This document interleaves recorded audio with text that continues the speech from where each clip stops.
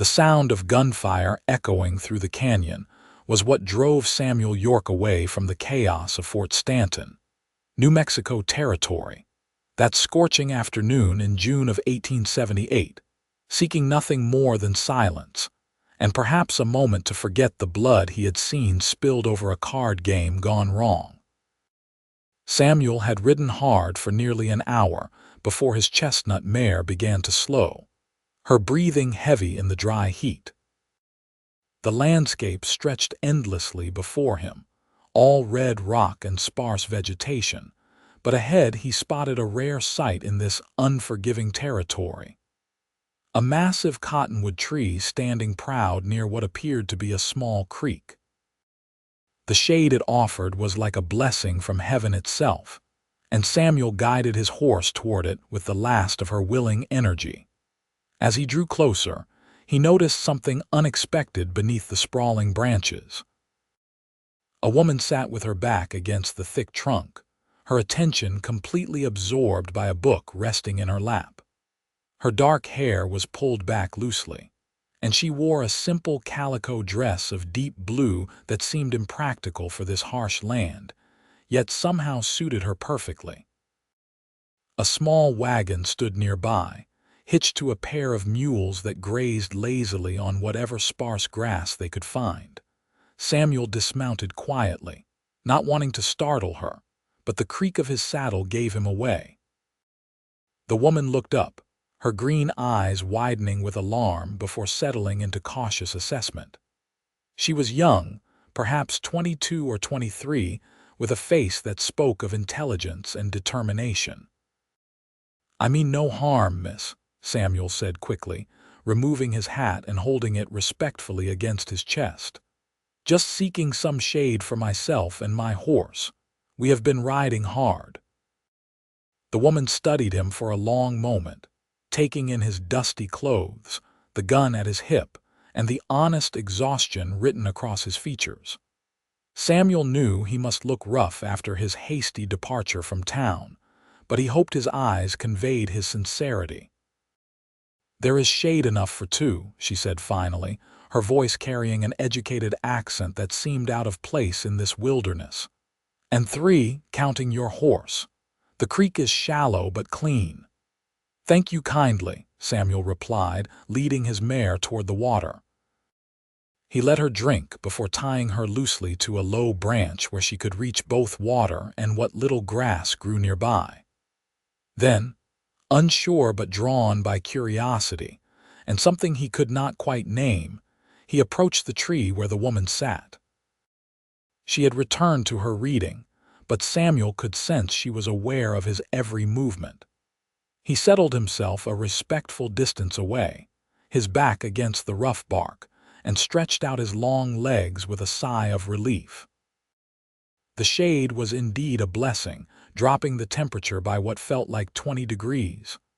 "That must be quite a story," Samuel ventured after a few minutes of comfortable silence. The woman glanced at him, a small smile playing at the corners of her mouth. "It is Dickens, A Tale of Two Cities." "Have you read it?" Samuel shook his head. "I am afraid my reading has been limited mostly to wanted posters and the occasional newspaper, never had much schooling." "That is a shame," she said, and there was no condescension in her tone, only genuine regret. "Stories are windows into lives we will never live, places we will never go." "I reckon I have seen enough of life without needing to read about it," Samuel replied, thinking of the violence he had witnessed just hours before. The woman closed her book, marking her place with a ribbon. "And yet here you are, running from something." It was not a question. Samuel met her gaze and found no judgment there, only understanding. "A man was killed in town this morning," he admitted. "Over cards, foolish, senseless, and I wanted no part of the aftermath. I am not running from the law if that is your concern. I just needed to breathe air that did not smell of gunpowder and blood." She nodded slowly. "I understand that feeling more than you might think. I am Violet Summers, formerly of Boston, currently of nowhere in particular." "Samuel York," he replied. Born in Tennessee, but I have been drifting for the better part of 5 years now. What brings a Boston lady to the New Mexico territory? Violet looked out across the stark landscape, her expression growing distant. A husband, initially. He was a prospector, convinced he would find silver and make our fortune. I was 18 and foolish enough to believe in his dreams. We married and came west 2 years ago. Samuel noticed her use of past tense. And your husband died last winter, Violet said quietly. Fever took him in 3 days. We were camped in the mountains, and by the time I got him down to any kind of settlement, it was too late. She paused, her fingers tracing the embossed cover of her book. I sold most of what we had to buy this wagon and these mules. I have been traveling from town to town, taking work where I can find it, teaching mostly when people will have me, sewing and washing when they will not. I am sorry for your loss, Samuel said, and he meant it. Violet smiled, but it did not quite reach her eyes. Thank you. It has been 6 months now. Some days are easier than others. And you, Samuel York, what is your story? He had not talked about himself in so long that the words came haltingly at first. He told her about growing up poor in Tennessee, about losing his parents to cholera when he was 16, about drifting west in search of something he could not quite name. He had worked as a ranch hand, a scout, even a deputy for a short while in Kansas, but nothing ever felt quite right. He was 26 years old and felt ancient some days, young and lost on others. You are a man searching for a place to belong, Violet observed when he finished. Maybe, Samuel agreed. Or maybe I am just a coward, running whenever things get difficult. If you were a coward, you would not have left that card game this morning. You would have stayed and added to the violence, proven yourself to other men who mistake brutality for strength. It takes more courage to walk away. Her words settled something in Samuel's chest that had been restless since morning. They sat in companionable silence for a while, watching the play of light through the cottonwood leaves, listening to the gentle sound of water over stones. Would you read to me? Samuel asked suddenly. From your book. I would like to hear a story. Violet's face lit up with genuine pleasure. I would be happy to. She opened the book and began to read, her voice clear and expressive. Samuel closed his eyes and let the words wash over him. He did not understand all of them, and the story itself was complex, set in a London and Paris he could scarcely imagine. But there was something soothing about listening to her voice shape the narrative. She read for nearly an hour, until the shadows began to lengthen and the heat started to break. When she finally closed the book, Samuel felt oddly bereft. That was fine, he said. Truly fine. Thank you. The pleasure was mine, Violet replied. It has been a long time since I had anyone to read to besides myself. Samuel glanced at the sun's position. It will be dark in a few hours. Are you camped here?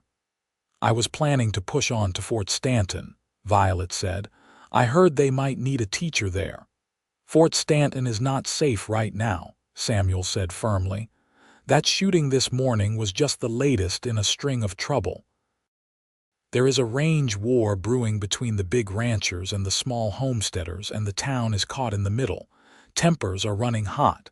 Violet frowned. Then where would you suggest I go? There is a settlement about a day's ride north of here.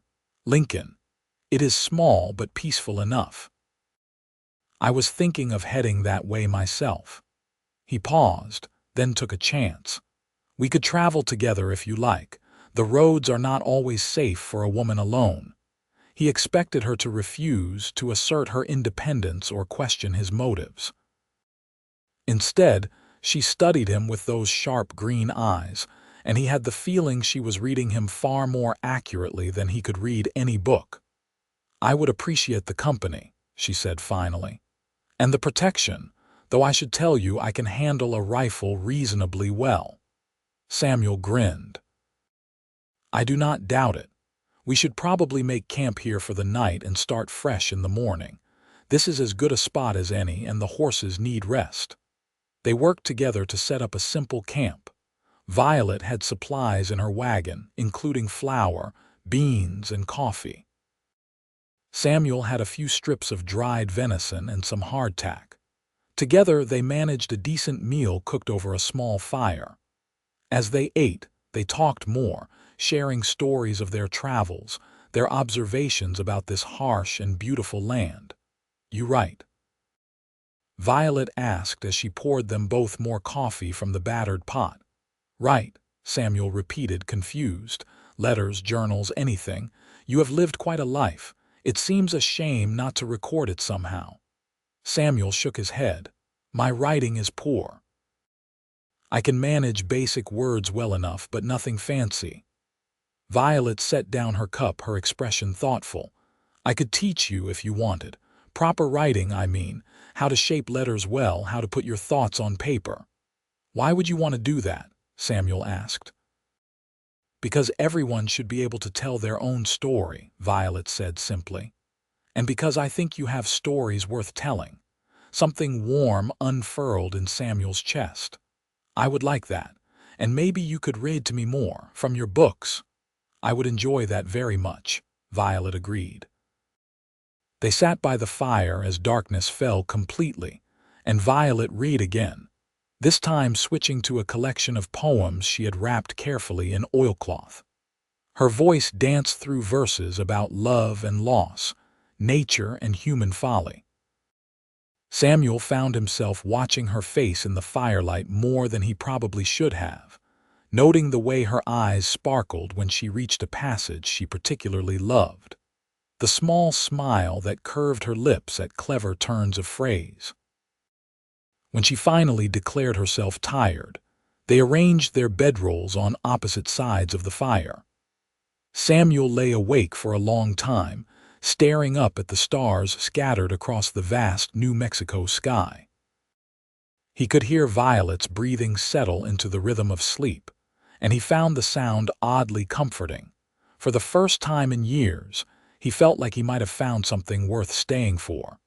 They rose with the sun and broke camp efficiently. The ride north toward Lincoln was pleasant, the morning air still cool enough to make travel bearable. They kept their horses at an easy pace, and Violet proved to be a competent driver with her wagon. As they traveled, they continued their conversations, which ranged from the profound to the absurd. "Tell me something you have never told anyone else," Violet said at one point when they had stopped to water the horses at a small spring. Samuel considered the question seriously. "I am afraid," he admitted finally, "all the time. Not of dying, exactly, but of living my whole life and never mattering to anyone, never leaving any kind of mark on the world." Violet did not laugh or dismiss his fear. "I understand that. After my husband died, I felt so invisible. We had been struggling, just trying to survive, and when he was gone, I realized that no one even knew we existed. We could have both died in those mountains and the world would have continued on without pause." "But you are not invisible," Samuel said. "You taught people, that matters." "Did I?" Violet challenged. "I taught a few children their letters in settlements I cannot even remember the names of. They have probably forgotten me already." "Maybe," Samuel allowed, "but maybe one of them will remember something you said, something that changes the course of their life." "You cannot know the ripples you make." Violet smiled at him. "That is surprisingly philosophical for a cowboy." "I have a lot of time to think while riding," Samuel replied with a grin. They reached Lincoln by mid-afternoon the following day. The town was indeed small, barely more than a collection of buildings clustered along a single main street, but it had a quiet dignity about it. Unlike Fort Stanton, there was no tension in the air, no feeling of impending violence. Samuel helped Violet inquire about work and lodging. The town had no official school, but several families expressed interest in having their children tutored. The local boarding house had a room available, though the price made Violet wince. "I can help," Samuel offered, "until you get established." "I cannot accept charity," Violet said firmly. "It is not charity, it is an investment. You are going to teach me to write properly, remember? Consider it payment in advance." Violet looked like she wanted to argue, but practicality won out. "1 month," she said. "You will pay for 1 month, and by then, I will have earned enough to pay my own way." They shook on it, and Samuel found himself grinning like a fool as he counted out the money to the boarding house proprietor, a stern-faced woman named Mrs. Carson, who looked at them with obvious suspicion. "I hope you two are not carrying on inappropriately," Mrs. Carson said bluntly. "The lady is a widow and a teacher," Samuel replied coolly. "I am simply helping her get established. I will be finding my own lodging." He did exactly that, taking a small room above the general store that cost considerably less than Violet's accommodations but suited him fine. That evening they met for dinner at the town's only restaurant, and over plates of stew and cornbread, they made plans. "When can we start?" Samuel asked. "The writing lessons, tomorrow evening," Violet suggested. "I will be meeting with families during the day to arrange tutoring schedules." "Tomorrow evening it is," Samuel agreed. Over the next weeks a pattern emerged. Samuel found work at a nearby ranch, helping with the horses and general labor. It was hard work but honest, and the owner, a man named Mr. Patterson, was fair and paid promptly. In the evenings, Samuel would clean up and meet Violet, either at the boarding house parlor or, when the weather was fine, under the same cottonwood trees that grew along the small river running past Lincoln. Violet taught him patiently, starting with basic letter formation and gradually working up to full sentences. Samuel's hands were large and calloused, more accustomed to reins and rope than a pencil, but he worked at it diligently. He filled page after page with practice letters, then simple words, then his first full sentence. "The sky is big here." "It is indeed," Violet said, reading over his shoulder. "You are doing wonderfully, Samuel." He felt absurdly proud of her praise. In return, he taught her things about surviving in this harsh land. How to read the weather in the clouds, how to track game, how to tell if a water source was safe. She proved an eager student, and her quick mind grasped concepts rapidly. But more than the lessons, it was their conversations that Samuel treasured. They talked about everything under the sun. Violet described Boston, the crowded streets and tall buildings, the ocean she had grown up near. Samuel told her about the different territories he had seen, the mountains and plains and deserts. They discussed philosophy and practicality, dreams and disappointments, and every few evenings, Violet would read to him. She had finished A Tale of Two Cities and moved on to other books she had carefully preserved. Shakespeare's sonnets, essays by Emerson, a novel by the Bront sisters. Samuel did not always understand the fancier language, but he loved the sound of her voice shaping the words, the way she brought the stories to life.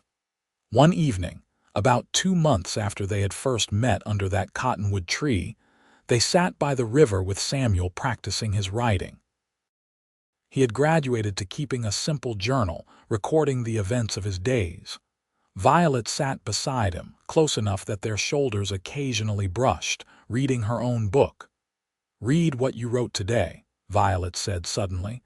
Samuel felt his face heat. "It is nothing special." "I want to hear it anyway." Hesitantly, Samuel read from his journal. "Today I helped bring in the horses from the far pasture. There were 32 of them, and one mare was limping. We found a stone lodged in her hoof and removed it. She will be fine. Mr. Patterson says I have a good hand with horses. In the evening, I met Violet by the river. She wore a green dress that matched her eyes. She is the finest person I have ever known." The silence that followed felt heavy.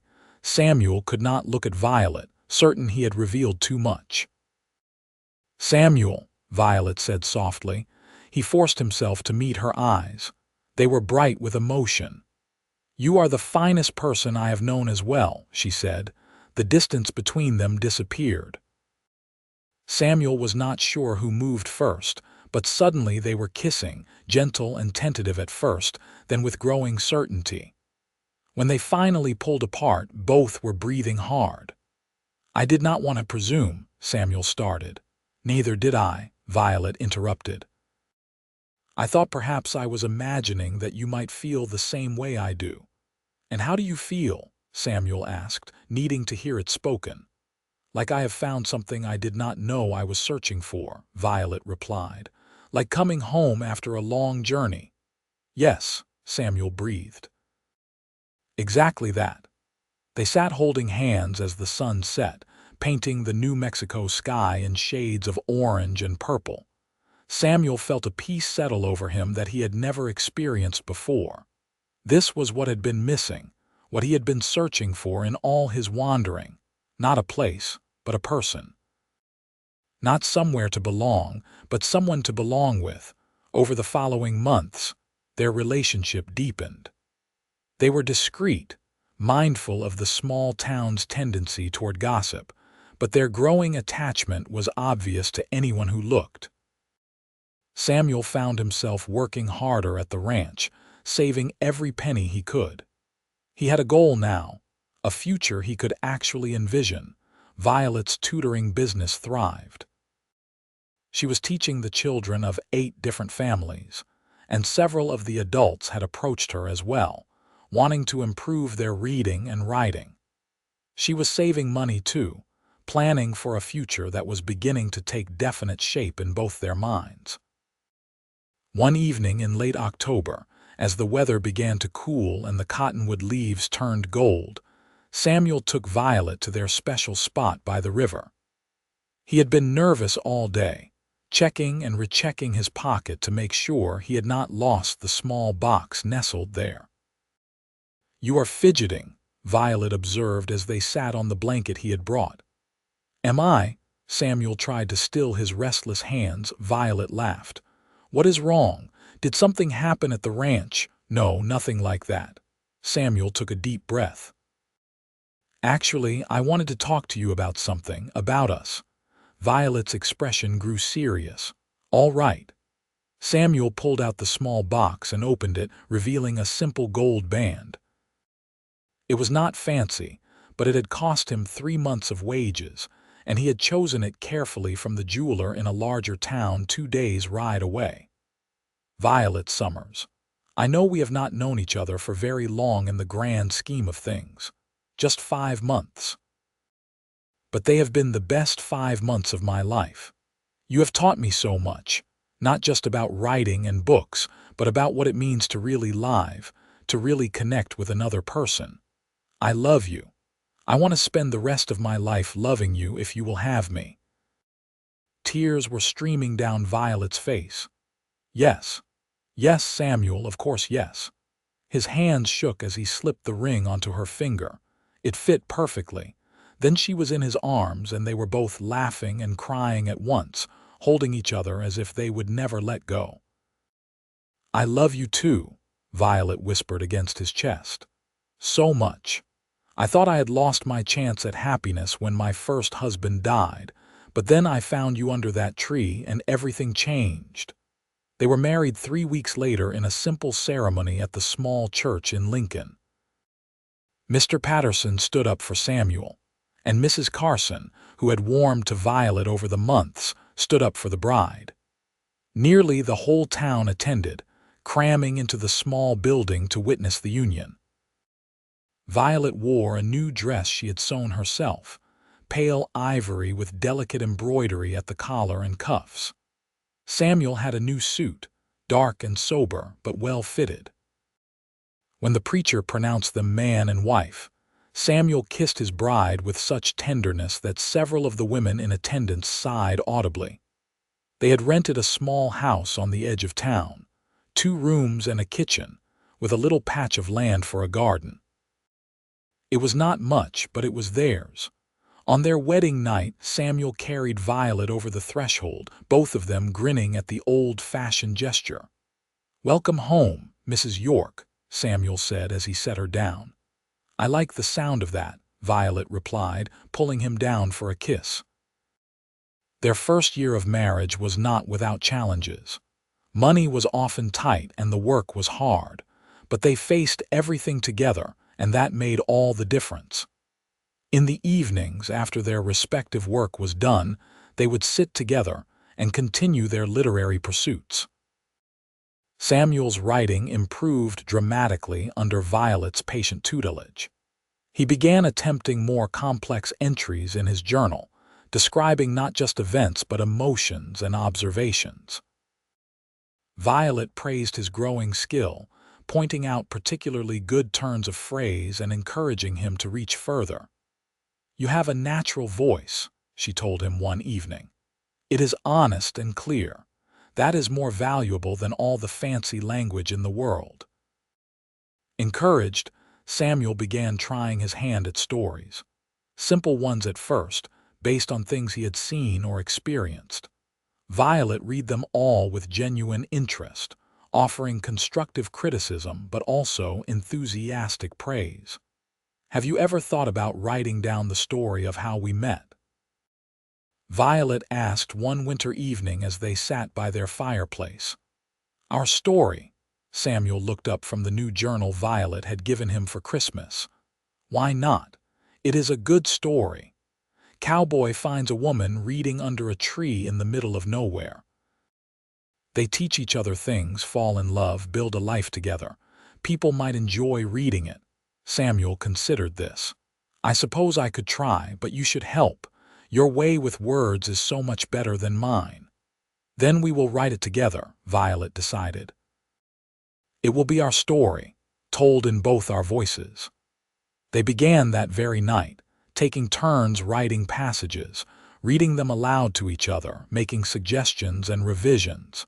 It was harder than Samuel expected, but also deeply satisfying. Seeing their courtship laid out on paper, watching the story take shape, he was struck by how remarkable it all seemed. Two lonely people finding each other in the vast wilderness against all odds. "We were lucky," he said one night. "Luck had something to do with it," Violet agreed. "But we also chose each other every day. That matters too." As winter gave way to spring, Violet began to feel unwell in the mornings. At first, she dismissed it as something she ate, but when the pattern continued, a different possibility emerged. Mrs. Carson, with her years of experience, confirmed what they had begun to suspect. "You are with child, dear," she said matter-of-factly. "Probably about 2 months along, if I had to guess." Violet's hands went to her still flat stomach, her eyes wide with wonder and fear. "Are you certain?" "As certain as I can be without a doctor's examination, but I have delivered enough babies to know the signs. You should see the doctor in Fort Stanton when you can, just to be safe." Samuel's reaction when Violet told him was pure joy. He picked her up and spun her around despite her laughing protests, then immediately set her down and apologized, worried he had been too rough. "I am pregnant, not made of glass," Violet said, but she was smiling through happy tears. They made the trip to Fort Stanton, which had calmed considerably in the months since Samuel had fled the violence there. The doctor confirmed Mrs. Carson's diagnosis and pronounced Violet healthy. The baby would come in early November, he estimated. Those months of waiting were sweet and sometimes anxious. Samuel became almost comically protective, insisting that Violet rest more, carrying anything heavier than a book for her. Violet tolerated his fussing with good humor, knowing it came from love. They continued working on their story together, and the pages accumulated. It had grown beyond a simple recounting of their meeting and courtship. They were weaving in their reflections on love and loneliness, on finding one's place in the world, on the courage it takes to open yourself to another person. "This is good," Violet said one evening, reading through the latest pages. "Really good, Samuel. Your writing has come so far." "Our writing," Samuel corrected. "This is both of us." In September, Violet had to stop tutoring as her pregnancy became more advanced. Several of her students' families brought gifts: hand-me-down baby clothes, a beautifully carved cradle, jars of preserved food. The kindness of their small community touched both Samuel and Violet deeply. Samuel continued working at the ranch, but Mr. Patterson gave him lighter duties and made it clear he could leave at a moment's notice when Violet's time came. That time came on a cool evening in early November.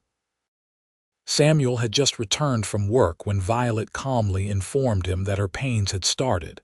He immediately panicked, running in 3 directions at once before Violet grabbed his arm. "Samuel, breathe. We have time.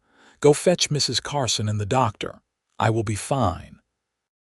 By the time he returned with both women in tow, Violet's pains were stronger and closer together. Mrs. Carson took charge, shooing Samuel out of the bedroom with instructions to boil water and stay out of the way. The next hours were the longest of Samuel's life. He paced the small main room, jumping at every sound from the bedroom. He tried to write in his journal but could not focus. He prayed, though he was not normally a praying man. Finally, just after midnight, he heard the thin, indignant wail of a newborn. Moments later, Mrs. Carson emerged, smiling broadly. "You have a son," she announced. "A healthy baby boy, and your wife came through beautifully. Give us just a few more minutes, then you can come in." When Samuel was finally allowed into the bedroom, he found Violet propped up against pillows, exhausted but radiant, holding a tiny bundle wrapped in soft blankets. She looked up at him with so much love in her eyes that it nearly brought him to his knees. "Come meet your son," she said softly. Samuel approached almost reverently. Violet pulled back the blanket to reveal a small, red face, eyes squeezed shut, tiny fists waving in the air. Samuel reached out one finger, and the baby's impossibly small hand wrapped around it with surprising strength. "He is perfect," Samuel breathed. "You are perfect. I cannot believe he is ours." "What should we name him?" Violet asked. They had discussed names throughout the pregnancy but never settled on anything definite. Now, looking at his son's face, Samuel thought of the cottonwood tree where he had met Violet, of new growth and fresh starts. "What about Asher?" he suggested. "It means happy, blessed." "Asher York," Violet tried it out. "I love it.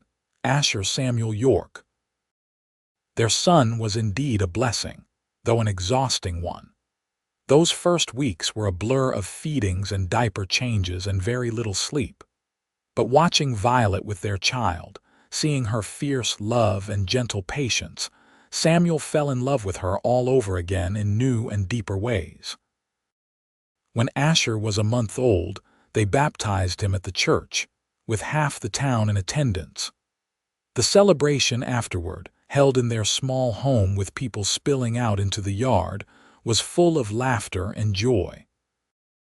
As things settled into a new normal, Samuel and Violet returned to their writing project in the small pockets of time they could find. Sometimes, Violet would nurse Asher while Samuel read aloud what he had written, asking for her input. Other times, Samuel would walk the baby around the room to soothe him while Violet wrote, her pen moving swiftly across the page. Their story grew and evolved. They added details they had forgotten, refined passages that did not quite work, laughed over memories they had not thought about in months. It became a record not just of their romance but of this whole chapter of their lives, this building of a family in the wilderness. The following spring, when Asher was 6 months old and beginning to sit up on his own, Violet surprised Samuel with an announcement. "I sent our story to a publisher in Boston," she said. The one who published that collection of Western tales I showed you last year. Samuel stared at her. You did what? I know we wrote it for ourselves, but Samuel, it is good, really good. Other people should read it. And we could use the money if they agree to publish it. But it is our story, Samuel protested. Private. It is, Violet agreed. But it is also a story about hope and second chances, about finding love in unexpected places. In these hard times, people need stories like that. Samuel considered this. The idea of strangers reading their most intimate thoughts and feelings made him uncomfortable, but he trusted Violet's judgment. If she thought it was ready, then it probably was. All right, he said, but I do not expect anything to come of it. He was wrong. 3 months later, a letter arrived from the publisher. They wanted to publish the manuscript, which Violet had titled Under the Cottonwood Tree. They were offering an advance payment that made Samuel's head spin. It was more than he made in 6 months at the ranch. This cannot be real, he said, reading the letter for the 3rd time. It is real, Violet said, laughing and crying at the same time. We are going to be published authors. The book came out the following year, in the spring of 1881. The publisher sent them 6 copies, and holding the physical book in his hands, seeing their words printed on real pages, Samuel was overcome with emotion. He thought about that lost, drifting cowboy he had been just a few years ago, barely able to write his own name. And now this. None of this would have happened without you, he told Violet that night. None of it would have happened without both of us, she corrected. We wrote this together, Samuel. We built this life together. The book sold modestly but steadily. They would never get rich from it, but the royalty payments helped significantly. More importantly, they received letters from readers who had been touched by their story. A widow in Ohio who said it gave her hope for the future. A young couple in California who saw their own struggles reflected in the pages. A teacher in New York who used it in her classroom to show her students that anyone could be a writer if they worked hard enough. Those letters meant more to Samuel than any amount of money. Their story had mattered to people. They had made a mark on the world after all. Life continued its steady rhythm. Samuel kept working at the ranch, though Mr. Patterson made him foreman after the previous one retired. Violet started tutoring again once Asher was old enough, teaching the next generation of Lincoln's children. They talked about writing another book, and sometimes they made notes toward one, but they were also content to let their first stand on its own. Asher grew into a bright, curious boy who loved books as much as his mother and horses as much as his father. By the time he was 3, he was already recognizing letters and begging for stories every night. Samuel and Violet took turns reading to him, and sometimes Samuel would tell stories he made up himself, delighting in his son's rapt attention. In the fall of 1883, Violet discovered she was pregnant again. This time, the news was less surprising but no less joyful. Asher was excited about becoming a big brother, though his understanding of what that meant was limited. Their daughter was born in May of 1884, arriving quickly and with less drama than Asher's birth. They named her Rose after Violet's mother, and she had her mother's green eyes and dark hair from the start. With 2 children, life became even busier, but Samuel would not have changed a thing. Coming home each evening to his family, sitting down to dinner with Violet and the children, reading bedtime stories. These were the moments he had never dared dream of during his drifting years. One evening, when Rose was a few months old and Asher was 4, Violet found Samuel sitting at the table, writing in his journal by lamplight. "What are you working on?" she asked, settling into the chair beside him with Rose in her arms. "Just recording the day," Samuel said. "Asher helped me feed the horses this morning. He's getting quite good at it," and Rose smiled at me. A real smile, not just gas like you said it probably was last time. Violet laughed. She is getting more aware every day. Samuel set down his pen and looked at his wife, still beautiful to him even tired and rumpled from a long day of childcare. Do you ever think about that day? When we met under the tree? All the time, Violet admitted. I was so lost then, just drifting from place to place with no real purpose. And then there you were, this kind cowboy who just wanted to rest in the shade. I almost rode past, Samuel confessed. I saw you and thought about continuing on because I did not want to intrude. I am so glad I stopped. Me too, Violet said softly. That decision, that moment, it changed everything. They sat in comfortable silence for a while, Samuel's hand covering Violet's on the table, Rose dozing against her mother's shoulder. We should go back there sometime, Samuel said. To that tree where we met. It is only a day's ride. I would like that, Violet replied. When the children are a little older, we can make a family trip of it. They did exactly that 2 years later when Rose was 2 and Asher was 6. They packed camping supplies and made a little adventure of it, traveling slowly and stopping often to let the children explore and play. When they reached the cottonwood tree, still standing proud beside its creek, Samuel and Violet shared a long look, remembering. This is where you met Mama? Asher asked, looking around with interest. It is, Samuel confirmed. I was running from trouble and your mama was reading a book. I asked if I could share the shade and she said yes. We started talking and we have not really stopped since. What was Mama reading? Asher wanted to know. Dickens, Violet answered. A Tale of Two Cities. I can read it to you when you are a little older. They camped there for 2 nights, and on the second evening after the children were asleep, Samuel and Violet sat with their backs against that same tree trunk, much as they had 7 years before. Thank you, Samuel said quietly. For what? For seeing something in a dusty cowboy worth taking a chance on. For teaching me to write, to read, to really live. For giving me a family and a home and a purpose. For everything. Violet leaned her head against his shoulder. Thank you for stopping that day. For being brave enough to approach a strange woman reading under a tree. For working so hard at your lessons. For loving me and our children so completely. For building this life with me. They kissed under the stars, and it felt both familiar and new, comfortable and exciting, everything a marriage should be.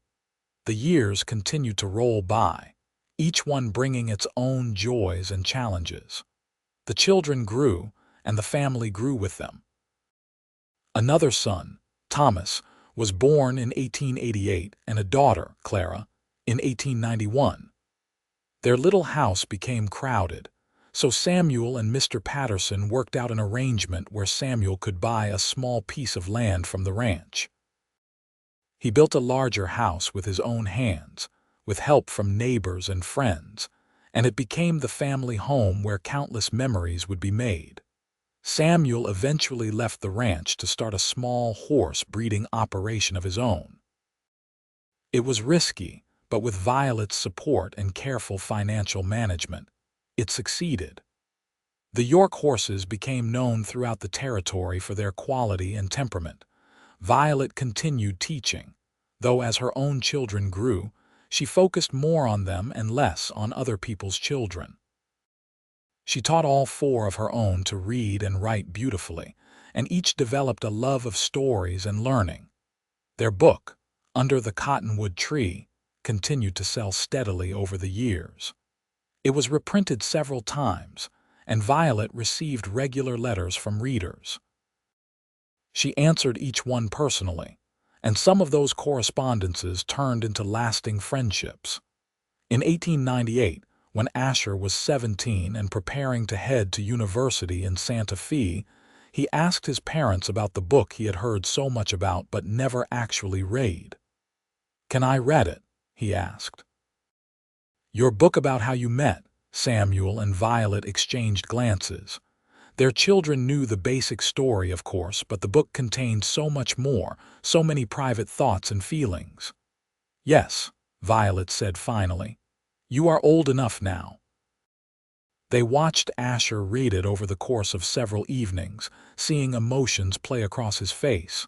When he finished, he came to them with tears in his eyes. "That was beautiful," he said. "I had no idea it was like that, how lost you both were before finding each other. It makes me understand you better. It makes me want to find something that meaningful for myself." "You will," Samuel assured him. "Maybe not in the same way, but you will find your path. We will make sure you have the education and tools we never had." Asher went off to university, and the house felt emptier without him, though Rose, Thomas, and Clara kept it lively enough. Samuel and Violet settled into the rhythms of middle age, still deeply in love, still partners in everything. They wrote together sometimes, though they never published another book. They created stories for their children and grandchildren, recorded family histories, kept meticulous journals. Writing had become as natural to Samuel as riding, and he marveled sometimes at how far he had come from that semi-literate cowboy drifting aimlessly through the territories. Rose married a doctor and moved to Albuquerque. Thomas took over the horse breeding business, showing even more skill and passion for it than his father had. Clara became a teacher like her mother, taking a position at the school in Santa Fe. Asher became a lawyer, fighting for the rights of small ranchers and homesteaders, carrying on the fight his father had once fled from. The years turned to decades. Samuel's hair went gray, then white. Violet developed spectacles for reading, though she still devoured books at an impressive rate. They moved more slowly, but their minds remained sharp, and their love for each other only deepened. On their 30th wedding anniversary in 1909, their children organized a celebration with all the grandchildren, of which there were now 7, with another on the way. The whole family gathered at the house Samuel had built, and it was filled to bursting with laughter and love. That evening, after everyone had gone to bed or home, Samuel and Violet sat on the porch, watching the stars. 30 years, Violet mused. It feels like both forever and no time at all. "I know what you mean," Samuel agreed. "Some days I can still see you perfectly as you were that first day, looking up from your book with those sharp green eyes, deciding whether to trust a dusty stranger." "I am glad I trusted you," Violet said. "It was the best decision I ever made." "The best decision I ever made was stopping at that tree instead of riding past," Samuel replied. They sat in comfortable silence, hands clasped, until the night grew cold and they went inside to their bed, still finding warmth and comfort in each other after all these years. More years passed. They became great-grandparents.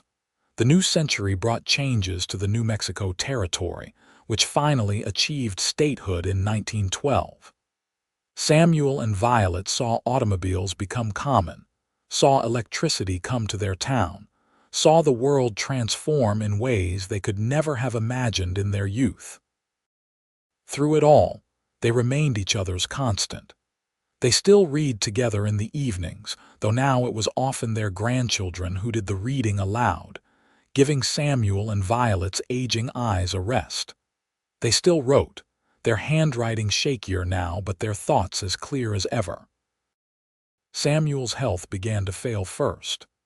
The years of hard work caught up with him, and by 1920, at the age of 68, he was largely confined to the house.